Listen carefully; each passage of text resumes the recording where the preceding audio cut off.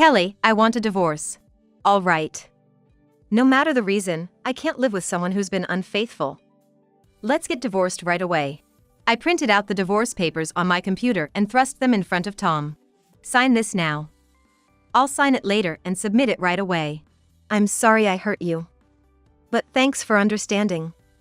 We'll be happier this way. As Tom and Kelly were about to leave, Kelly came close and whispered to me, I'm gonna live the high life now. Sorry for taking Tom away from you. With that, Kelly showed a triumphant expression, linked arms with Tom, and they left. After all the paperwork was done, Kelly stretched out and said to me, It's finally over. Well, I guess it's all for the sake of happiness with Tom. So, good luck living the bean sprout life, Yvonne. Kelly laughed down at me with a triumphant look. I remained silent, and Tom, looking puzzled, joined in.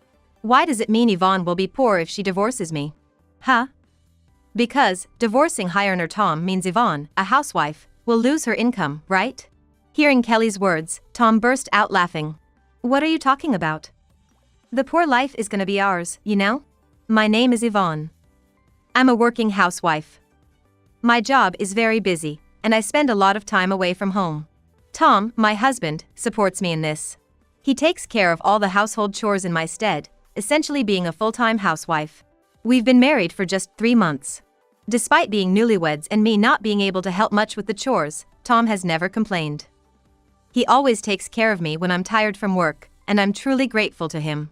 We had no idea that the arrival of a certain person would greatly change the peaceful relationship we had cherished. One day, when I got home, Tom said to me, Can I invite an old friend over? Sure, but that's unusual for you to invite someone over. I met up with them after a long time recently. We really hit it off, and decided to meet again. I wanted you to meet them too. Tom explained with a smile. Seeing his face made me smile too. That's nice, thank you. If it's next weekend, I might be able to take the day off, so let me know the plan. Understood. Thanks, Yvonne. Tom said, looking pleased as he seemed to be sending a message on his smartphone right away. I've hardly ever seen Tom angry or in a bad mood. I love how kind and honest he is, always showing a carefree smile. Tom's childhood friend is named Kelly, and they'll be coming over next weekend since they're free. Tom thinks so highly of them, they must be a wonderful person. I was looking forward to meeting Kelly too. Next weekend. Today is the day Kelly visits our home. Tom has been cooking various dishes since morning to entertain his childhood friend. Tom's domestic skills are quite something, especially his cooking. Delicious-looking dishes are lined up on the table. I'm sure Kelly will be pleased. Ah, looks like Kelly's close by. I'm gonna go pick them up. Tom said and left the house to greet Kelly. Our house is in a high-rise condo with a concierge always stationed at the entrance. First-time visitors often get confused, so we make it a point to go down and welcome our guests. I wonder what they're like. Waiting excitedly, I heard the door open. Come in, please. Thank you for having me. Hearing Tom's conversation, I was puzzled. The voice seemed too high for a man. When Kelly entered the living room, I was surprised. Wow, what a room! This is so luxurious. In front of me was a woman looking around the room curiously. Tom, this person. Let me introduce you. This is my childhood friend, Kelly. Kelly, this is my wife, Yvonne.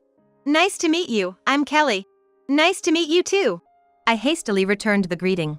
I had assumed a man would come because Tom's childhood friend was mentioned and Kelly is a unisex name. Tom could have just told me if Kelly was a woman. Feeling a bit uneasy, Tom and I decided to entertain Kelly. When we went to the dining table for the meal, Kelly naturally sat next to Tom. Normally, wouldn't Tom and I sit next to each other? I thought so, but Tom didn't seem to mind. It wasn't a formal occasion, and I didn't say anything as Kelly deliberately moved her chair closer to Tom. The house is amazing. The furniture is luxurious, and everything looks fantastic. Right? We can live like this thanks to Yvonne. Is that so? You support each other as a couple? Kelly looked up at Tom. Not once glancing my way, and I just watched them talk. Seeing Kelly touching Tom occasionally and chatting happily, I felt uncomfortable. Tom didn't seem to mind, but it was easy to guess that Kelly didn't just see him as a mere childhood friend. Trying not to spoil the mood, I kept quiet until Tom suddenly turned to me and said, "Fun, right?" He genuinely thought so. So I responded with a forced smile, "Yeah." Surely, Tom didn't realize how I felt. He must think I'm genuinely enjoying myself. Then, Kelly, who hadn't spoken to me at all until now, turned to me and said, "I'm really having a great time. Can I come over again?" Kelly's expression was smiling, but her eyes weren't. Seeing my vague response, Tom said with a smile, "I'm happy you two are getting along." After that, Kelly started visiting our house several times a week. Initially, she came on weekends when I was home, but gradually, the visits increased, and now she seems to come even when I'm at work. Today, I came home to find Kelly's shoes at the entrance. I sighed and went into the living room. There were Tom and Kelly, sitting close on the couch, laughing joyfully. Kelly's arm entwined with Tom's. Even after noticing my return, there was no effort to separate from each other. Already tired, this sight just drained me even more. "Welcome home, Yvonne." Tom greeted me with a smile upon noticing my return. Without addressing me, Kelly simply said, "Well, I'll be going then," and left the house. Kelly was here again? Isn't that too often lately? I asked with a sigh. While preparing dinner, Tom continued, "Yeah, that's true. But Kelly recently got divorced and moved back in with their parents. I guess they feel lonely since everyone around is busy with work or their own families. I feel sorry for her, but honestly, I don't feel comfortable with you two meeting up when I'm not around. It feels like the distance between you is too close, and I wish you'd refrain a bit." I'm sure Tom doesn't have any ill intentions. He purely wants to help a childhood friend in trouble. However, I couldn't feel good about Kelly, who would touch Tom casually even in front of his wife, or make herself at home in a married couple's house during the day. Hearing my request, Tom apologized and said he'd reduce the meetings with Kelly. All I could do was trust Tom's words at that moment. However, Kelly kept visiting our house. She seemed to choose the times I was at work, as I never encountered her face to face. So, how did I realize Kelly was visiting? It's because Kelly deliberately left the toilet paper folded in thirds like I see it's done at classy hotels. Knowing well that neither Tom nor I fold the paper like that. It was clear she was leaving a mark of her presence on purpose. It was obviously a provocation to me. Even though the visits had decreased, Kelly was still coming every week, prompting me to express my concerns to Tom again. I made it clear. But then she'd stand crying at the entrance, talking about how hard and sad she feels, and I just can't turn her away. Tom explained with regret. I couldn't blame him further and just asked him to keep requesting Kelly to refrain from visiting. Tom would apologize each time, but the situation didn't improve. A month had passed since Kelly's first visit, and she continued to come to our house, leaving me mentally exhausted. I wanted to find a way to stop Kelly's visits. With that in mind, I was headed to a place I normally wouldn't go alone. It was Tom's parents' house. I wondered if there had been interaction between the families, given they were childhood friends. I thought there might be a clue to a solution there. I pressed the doorbell of Tom's family home. But honestly, I wasn't keen on it. There's a reason I usually stay away from here. "Oh, Yvonne. Are you alone? It's been a while." "Hi, mother-in-law." The mother-in-law, opening the door and seeing me alone, clearly looked displeased. She is the reason. I am disliked by her. "So? What brings you here all of a sudden?" "I don't really have any specific reason, but I haven't shown my face in a while, so I thought I'd stop by to say hello. Your visit doesn't make me happy at all. I could tolerate it if Tom were with you, but spending time on you alone is a waste." Being faced with such harsh words is almost refreshing in its clarity. Arguing back would only add fuel to the fire and make things worse. The best strategy is to offer a forced smile and let it slide. "Really, you're such an uncharming daughter-in-law. It would have been nice to have someone like Kelly as my daughter-in-law. You two could have built a good relationship." I was surprised to hear Kelly's name come from the mother-in-law. Since she brought it up, it might be fortunate for me, considering I was worried about bringing up the subject awkwardly and arousing suspicion.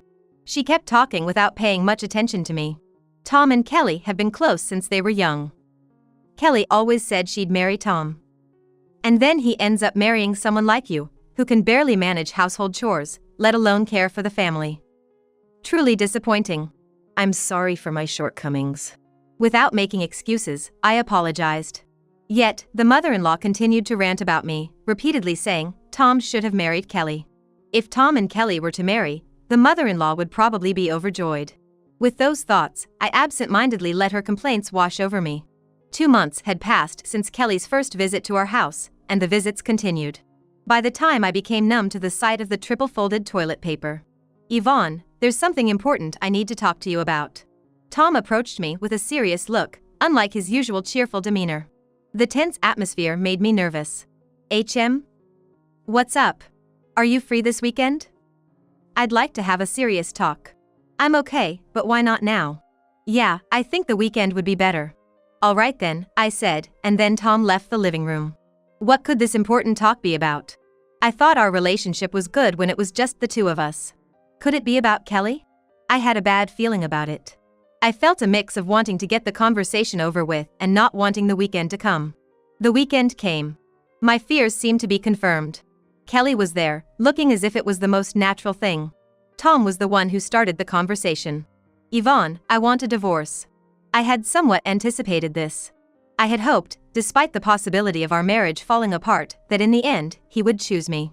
To think that just because of one woman, our marriage could end so abruptly, not even half a year into it. It felt like I had been hit in the head, everything spinning. I like being depended on. Knowing that you're busy with work and relying on me to take care of the housework, it made me feel like I was supporting you. I felt the same way. Breaking away from the stereotypes that men should work outside and women should take care of the house, I thought it would be best if we supported each other with what we're good at and enjoy. I thought I could do that with Tom. But this person can't do anything without me. She can't live without me. I need to support her. Tom must really believe that. Wanting to help someone in trouble and being the support they need is genuinely how he feels. Whether abandoning his wife to help someone else is right is questionable, though. Glancing at Kelly, she looked down, but not in a way that seemed remorseful. Someone truly sorry wouldn't sit back comfortably on a sofa and cross their legs. Most likely, Kelly must be looking down on me, thinking she finally managed to take Tom away. Not noticing this is perhaps one of Tom's flaws. Somehow, I started to feel foolish to be seriously worried about this. Tom's personality isn't going to change in the future. He might feel a bit guilty towards me, but his actions are driven by a spirit of helping others. If I consider it an act of service, I couldn't see myself severing ties with Kelly even if I didn't agree to the divorce now. Continuing a marital relationship with Tom seemed like a lifelong issue, and parting ways now appeared to be the quickest solution. All right. No matter the reason, I can't live with someone who's been unfaithful. Let's get divorced right away. I printed out the divorce papers on my computer and thrust them in front of Tom. Sign this now. I'll sign it later and submit it immediately. Tom seemed taken aback by my swift action, but he took the divorce papers and started filling them out right there. I'm sorry I hurt you. But thanks for understanding. We'll be happier this way. Saying that, Tom handed me the filled-out divorce papers. I silently accepted them. As Tom and Kelly were about to leave, Kelly came close and whispered to me. We're going to live in luxury from now on. Sorry for taking Tom away from you. With that, Kelly showed a triumphant expression, linked arms with Tom, and they left. It seems there's a big misunderstanding, but I no longer felt obligated to correct it. Regarding the divorce, I decided to hire a lawyer and go through settlement negotiations. Since we didn't have children, the discussions mainly needed to focus on property division. Today, Tom, Kelly, and I were supposed to meet at the lawyer's office to talk. Tom had declared that he would accept my terms. Kelly expressed dissatisfaction but was silenced by Tom, stating it was only fair since they had hurt me. I demanded a fair division of property rights and asked for alimony for their affair from both Tom and Kelly. Kelly looked displeased at the mention of alimony, but her expression softened a bit when she heard Tom would pay for both. After all the procedures were completed, Kelly stretched out and addressed me. Finally over. Well, it's all for the sake of happiness with Tom, right? Good luck living the Beans life, Yvonne. With a look of triumph, Kelly laughed down at me. I stayed silent, and then Tom, looking puzzled, joined in. What are you talking about? Beans, what do you mean? Because she is divorcing you, Tom, right? She'll have to live a poor life from now on. So, I thought it's sad she will only be able to afford beans for meals. Why does divorcing me mean Yvonne will be poor? Huh? Well, because she is divorcing you, a high earner, Yvonne, a housewife, will lose her income, right? Hearing Kelly's words, Tom was silent for a moment. And then, he suddenly bursted into laughter. What are you talking about? We're the ones who'll be living the poor life. Huh? Kelly looked at us with wide eyes, alternating her gaze between Tom and me. I decided not to join in on this. Tom, clutching his stomach, struggled to continue speaking. I told you Yvonne is a CEO. I never said I was the one working, right? I remember you saying that, but I thought it was a joke. Wait, was that true? Why would I lie about that? I'm the stay-at-home husband, and Yvonne has been supporting us. She's the CEO of the famous ABC company. Hearing the company name, Kelly turned sharply towards me. ABC company? The one that was in the news with a yearly revenue of $3 billion? You're joking, right? I'm honored you know of it. Let me reintroduce myself. I'm Yvonne, CEO of ABC company. I took out a business card and handed it to Kelly. Kelly slowly took the business card, looking stunned. The company name was clearly written on the card. Kelly's hands were trembling slightly. Why? Your mother said Tom was the elite earner. How could this be? Hearing this, Tom looked just as surprised. While thinking that Kelly and the mother-in-law must have been in cahoots, I quietly listened to their conversation. Why did Mom get such a misunderstanding? You told her about it, right? Well, your mother said it's unthinkable for a woman to earn money. She also said that a woman should do all the housework and that failing to fulfill the duties of a wife is the worst, among other things. What? That's ridiculous. Such thinking is outdated nowadays. Sighing, Tom seemed frustrated by his mother's views. But I chose you over Yvonne. It's not for the money, but for love, you understand, right? Tom spoke with a smile while looking at Kelly, who remained dazed, not even sure if she was listening. Can we call it a day with this discussion? You've agreed to the terms, right? Yeah. This concludes the proceedings, right? I feel bad for hurting Yvonne. I'll make sure not to interfere anymore. Yeah. Please do. And tell that person in shock over there, and your mother as well, not to involve themselves with me anymore. All right, we're going to head out now. Tom supported a completely drained Kelly and left the lawyer's office. To think someone would be so shocked to discover their gold-digging target was actually a stay-at-home spouse. Whether they can build a good relationship going forward is highly doubtful. But that's no longer my concern. Finally freed from the hassle, I felt a weight lifted off my shoulders. One day, after returning to single life and enjoying my freedom despite a busy work schedule, my secretary reported that a woman was causing a scene at the entrance, demanding to see me. It didn't seem like she was related to work, and she was insistent on seeing the president despite attempts to communicate with her. Despite a bad feeling, I instructed my secretary to bring the person to the reception room and asked her to be present with me. As expected, Kelly was there. She looked frantic and out of sorts. I regretted giving her my business card the other day. Why have you come to the company all of a sudden? Don't you realize causing a commotion at the entrance is a nuisance? Well, I don't know your contact details. I tried going to your house, but the concierge at the entrance wouldn't let me in, so I had no choice but to come here. We finished our discussion during the last settlement negotiation, didn't we? I never wanted to see you again. It's not like I wanted to come here either. Kelly banged on the table. My secretary looked displeased, but I gestured for her to stay calm. That's right. I came here to complain to you. Complain? Yes. You talked about property division, but what's with that amount? For the CEO of such a big company, you're being stingy. Kelly ranted on, clearly under a lot of stress. I'm not being stingy, it's a fair amount. Lies. It's true. It didn't seem like she would back down easily. Despite finding the situation bothersome, I decided to explain things to her. In the first place, my marriage with Tom lasted only 6 months. During that time, my income was evenly split. So, considering the compensation paid by Tom and you, it's natural for the total amount received to be less than the proposed figure, isn't it? Upon hearing about compensation, Kelly was taken aback. Tom had paid compensation for both of them. Realizing the reason why tens of thousands of dollars had disappeared, Kelly's expression turned bitter. Even so, why can't we live in that luxury condo? The house and all the furniture inside are shared property between spouses, right? It's unfair for you to hog everything. Dealing with Kelly's persistent questioning was becoming tiresome for me. With averted eyes, I explained calmly. Come to think of it, when you first came to the house, you looked around so rudely. If they were purchased after marriage, then yes, as you said, they would be considered shared property between spouses. What do you mean? That luxury condo and all the furniture inside were bought by me when I was single. So, they're all mine. There's absolutely no chance for you to live there. Confronted with the blunt reality, Kelly couldn't hide her shock. Uttering her words in a subdued voice, I can't believe it. I thought if I married Tom, I could have all the wealth, the luxury condo, and the gorgeous furniture. Well, sorry to burst your bubble. But you did get a kind and skilled husband who handles household chores. Be satisfied with that. Yes, that's it. That's the problem. Hearing my words, Kelly's voice rose as if she had come to her senses. What's the problem? Tom told me to get a job. He said he's suited to being a stay-at-home spouse, so I should work and earn money. I thought I could live comfortably without working after marrying Tom. It's natural for one partner to work if the other stays at home and does household chores.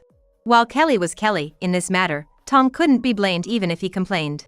The reason he could stay at home as a house husband was because of his life with me, who wanted to work outside. If the spouse of a woman who likes to work marries someone like Tom, who takes care of household chores, it's a great match. I've always lived with my parents and never worked properly. I'm doing part-time jobs now, but I can't earn a stable income because I can't become a full-time employee. Tom doesn't get mad at me for that. But when it comes to my housekeeping skills, he says I can easily make frugal meals, and let's try to save money together as a couple. He's too positive, and it's annoying. Sure, there might be some troublesome aspects to it. Being able to take everything positively can be considered one of Tom's strengths, but his inability to read the room and the irritation it causes did happen. Even if we have to live on beans, as long as we're together, it's all good, right? I've got cooking skills, so I can make bean dishes every day without getting tired of them. He'd say. I was pleased thinking you'd struggle with eating only beans, but if I knew it would come to this, I wouldn't have married Tom. I don't need a man like that, take him back. It's likely just frustration at not being able to live the lavish life she imagined. Forced into a poor lifestyle, with a nice but financially unreliable husband. Thinking only of herself has led her to this backlash. Even though it's all her fault, she can't settle down without taking it out on someone else, maybe me. However, I didn't care about that anymore. I don't care about your feelings, and I don't need a cheating man either, regardless of the reason. Is that all you wanted to talk about? Then, please leave. As I said this, my secretary didn't wait for Kelly's response and promptly called security to escort Kelly out. I could hear her causing a scene in the hallway, but her voice gradually faded away. Feeling reassured by my secretary's decision to instruct the security to turn away that woman if they saw her, I sighed deeply. I've had enough of trouble.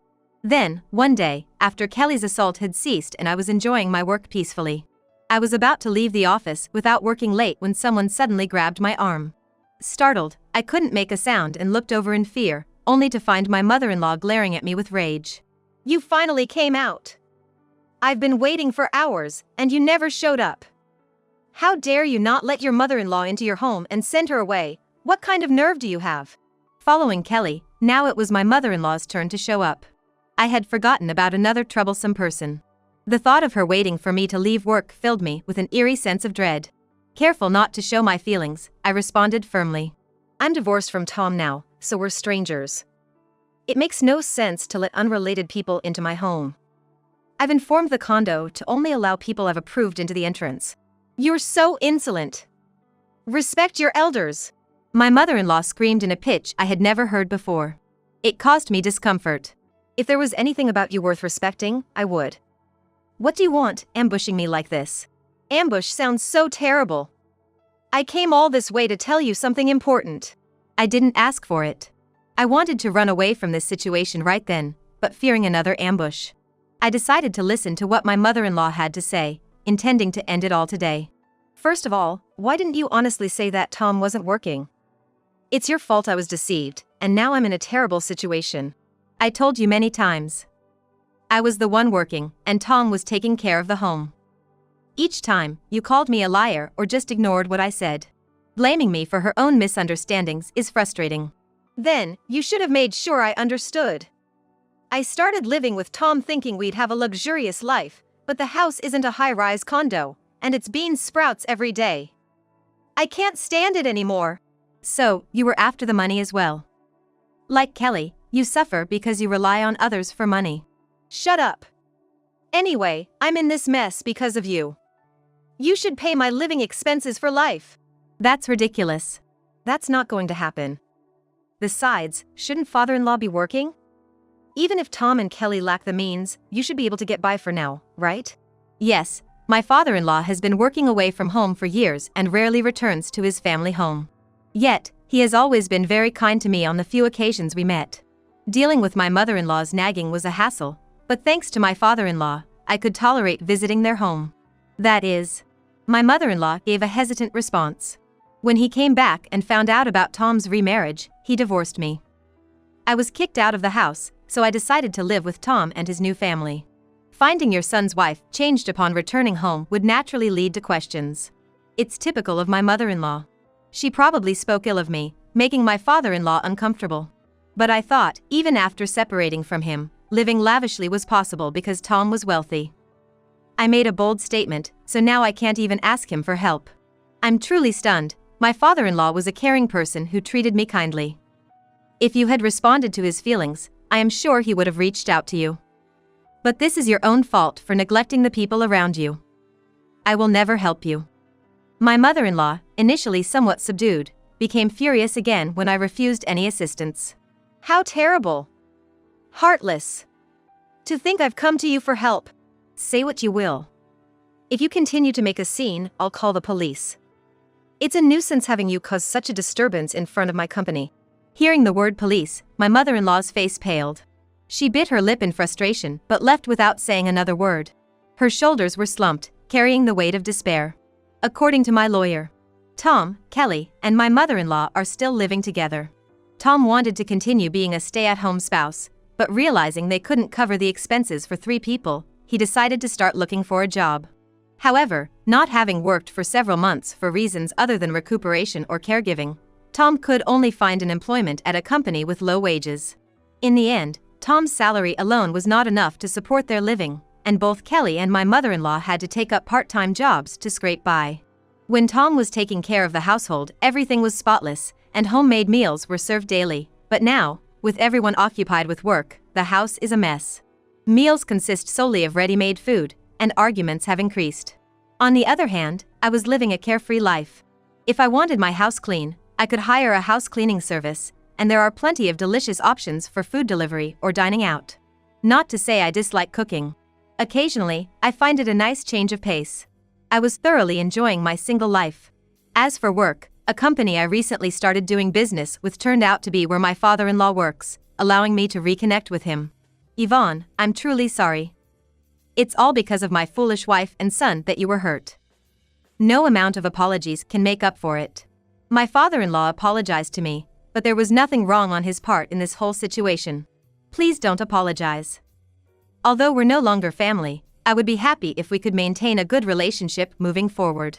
When I conveyed this, my father-in-law smiled slightly and said, "Thank you. For now, I've had enough of romance. I've decided to dedicate myself fully to my work."